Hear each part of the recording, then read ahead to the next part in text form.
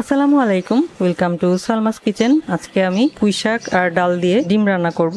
গরমের মধ্যে এই রান্নাটা খেতে কিন্তু অনেক মজা হয়, বেশ শান্তি লাগে খেলে। আর যেহেতু এর মধ্যে সবকিছুই আছে, পর্যাপ্ত প্রোটিন আছে, ভেজিটেবলস আছে, মিনারেলস আছে, আবার এখানে কার্বোহাইড্রেটও আছে, সবকিছু মিলিয়ে খাবারটা খুবই ভালো ডায়েটের খাবার। তো পুঁই শাক আর ডাল দিয়ে ডিম রান্না করতে এখানে আমি নিয়েছি আধা আটি পরিমাণ পুঁই শাকের পাতা এবং আধা আটি পরিমাণ পুঁই শাকের ডাঁটা বেছে নিয়েছি। আর সেই সাথে নিয়েছি দুটি মাঝারি সাইজের আলুগুলোকে আমি ফ্রেঞ্চ ফ্রাইয়ের মতো করে কেটে নিয়েছি, একটু মোটা করেছি। আর সেই সাথে নিয়েছি আধা কাপ পরিমাণ ডালটাকে আমি 10 মিনিট আগে ভালো করে ধুয়ে পানিটা ছেঁকে নিয়েছি। আর সেই সাথে আমি 4টা ডিম একদম পুরোপুরি ভাবে সেদ্ধ করে নিয়ে খোসাটা ছাড়িয়ে নিয়েছি। এই হচ্ছে মূল উপকরণ। এবারে চলে যাচ্ছি চুলায়। একটা কড়াই নিলাম, কড়াইতে দিয়ে দিব মেজারমেন্ট কাপের 1.5 কাপ পরিমাণ পানি। এবার পানিটা ফুটে আসা পর্যন্ত অপেক্ষা করব।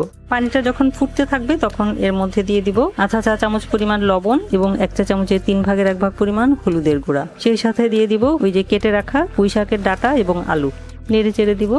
এবার ঢাকনা দিয়ে রান্না করব 5 মিনিট। ফিরে এলাম 5 মিনিট পর, ঢাকনা খুলছি। আলুটা সেদ্ধ হয়ে গেছে, ডাঁটাগুলিও সিদ্ধ হয়ে গেছে। এবার চুলাটা বাড়িয়ে দিয়ে পানিটা শুকিয়ে নিব। যেটুকু পানি ছিল সেটুকু শুকিয়ে নিলাম। এবার চুলাটা বন্ধ করে দিয়ে আলু আর পুঁই শাকের ডাঁটা তুলে নিলাম। এবার কড়াইতে দিয়ে দিব আর 1.5 কাপ পরিমাণ পানি। একই সাথে দিয়ে দিব আধা চা চামচ পরিমাণ লবণ। চুলাটা আবারও অন করে পানিটা ফুটে আসা পর্যন্ত অপেক্ষা করব। পানিটা ফুটে এলে দিয়ে দিব এর মধ্যে ধুয়ে ভিজিয়ে রাখা মসুরের ডাল, নেড়ে চেড়ে দিলাম। এবার ডালটাকে রান্না করে নিব 5 মিনিট। ফিরে আসছি 5 মিনিট পর। ফিরে এলাম 5 মিনিট পর। ডালটা মোটামুটি সিদ্ধ হয়েছে। আমি আর 2-3 মিনিট সেদ্ধ করে নিব যাতে ডালটা ভালোভাবে সেদ্ধ হয়। ফিরে আসছি আর 2-3 মিনিট পর।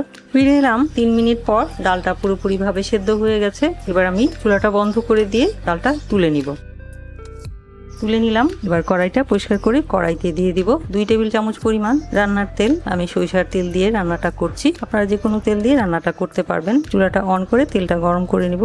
তেল গরম হয়ে গেলে দিয়ে দিব 1 চা চামচের 4 ভাগের 1 ভাগ পরিমাণ লবণ এবং 1 চা চামচের 4 ভাগের 1 ভাগ পরিমাণ হলুদের গুঁড়া, নেড়ে চেড়ে মিলিয়ে নিব। এবার দিয়ে দিব ডিমগুলোকে আমি কাঁটা চামচের সাহায্যে এভাবে কিছু কিছু জায়গায় গ্যাপ করে ফুটো করে দিয়েছি যাতে ভেতরে মশলা ঢুকতে পারে এবং ভাজার সময় ফুটে না ওঠে। এবার আমি তেলের মধ্যে ডিমগুলো দিয়ে দিচ্ছি। চুলার আঁচটা মিডিয়াম লোতে রেখে ডিমগুলোকে আমি হালকা লাল লাল করে ভেজে নিব। ডিমগুলোকে আমি হালকা লাল করে ভেজে নিলাম। এবার তুলে নিব। রয়ে যাওয়া তেলের সাথে আরও 3 টেবিল চামচ পরিমাণ রান্নার তেল দিয়ে দিব। তেলটা মোটামুটি গরম হয়ে যাওয়া পর্যন্ত অপেক্ষা করব। তেল গরম হয়ে গেলে দিয়ে দিব আধা কাপ পরিমাণ পেঁয়াজ কুচি, 2টি চিড়ে নেওয়া কাঁচামরিচ। পেঁয়াজ কুচিটাকে এবার হালকা লাল করে ভেজে নিব। পেঁয়াজ কুচি হালকা লাল হয়ে গেলে দিয়ে দিব 1 চা চামচ পরিমাণ আদা এবং রসুন বাটা। আদা রসুন বাটাটা 2 মিনিটের মতো ভেজে নিব কাঁচা গন্ধটা চলে যাওয়ার জন্য। আদা রসুন বাটা দিয়ে 2 মিনিট ভেজে নিলাম। এ পর্যায়ে দিয়ে দিব 1 চা চামচের 3 ভাগের 1 ভাগ পরিমাণ হলুদের গুঁড়া, আধা চা চামচ পরিমাণ লাল মরিচের গুঁড়া, 1 চা চামচ পরিমাণ ধনিয়ার গুঁড়া, স্বাদ মতো লবণ দিয়ে এবার নেড়েচেড়ে একটু মিলিয়ে নিলাম। এবারে দিয়ে দিব আধা কাপ পরিমাণ পানি। এবার মশলাগুলিকে ভালো করে কষিয়ে নিব। মশলাটা ভালো করে কষানো হয়ে গেলে যোগ করব সেই যে সেদ্ধ করে রেখেছিলাম লবণ আর হলুদ দিয়ে পুঁই শাকের ডাঁটা আর আলু, নেড়ে চেড়ে মশলার সাথে মিলিয়ে নিব। এবার এগুলোকে মশলার সাথে কষাবো 2 মিনিট। ফিরে আসছি 2 মিনিট পর। ফিরে এলাম 2 মিনিট পর। মশলার সাথে আলু এবং পুঁই শাকের ডাঁটাটাকে কষিয়ে নিলাম। এবার যোগ করব সেদ্ধ করে রাখা ডাল, নেড়ে চেড়ে মিলিয়ে নিব। ডালটাকেও আমি সমস্ত কিছুর সাথে একসাথে 2 মিনিট নেড়ে চেড়ে কষিয়ে নিব। ডালটা দেওয়ার পর 2 মিনিট নেড়ে চেড়ে সব কিছুর সাথে কষিয়ে নিলাম। এবার দিয়ে দিব ঝোলের জন্য পানি দিয়ে দিব 1.5 কাপ পরিমাণ। পানিটা ফুটে আসা পর্যন্ত অপেক্ষা করব। পানিটা ফুটে গেলে দিয়ে দিব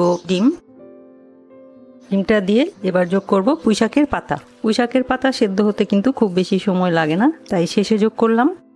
ঝোলটা যার যার পছন্দ অনুযায়ী একটু বেশিও দিতে পারেন চাইলে। এবার ঢাকনা দিয়ে মাঝারি আঁচে রান্না করব 4 মিনিট। ফিরে আসছি 4 মিনিট পর। ফিরে এলাম 4 মিনিট পর। ঢাকনা তুলছি। এ পর্যায়ে দিয়ে দিব 1 চা চামচ পরিমাণ ভাজা জিরার গুঁড়া, কিছু কাঁচামরিচ আমি 2টা ভেঙে দিচ্ছি এবং আরও 7-8টি আস্ত কাঁচামরিচ দিয়ে দিলাম ঘ্রাণের জন্য।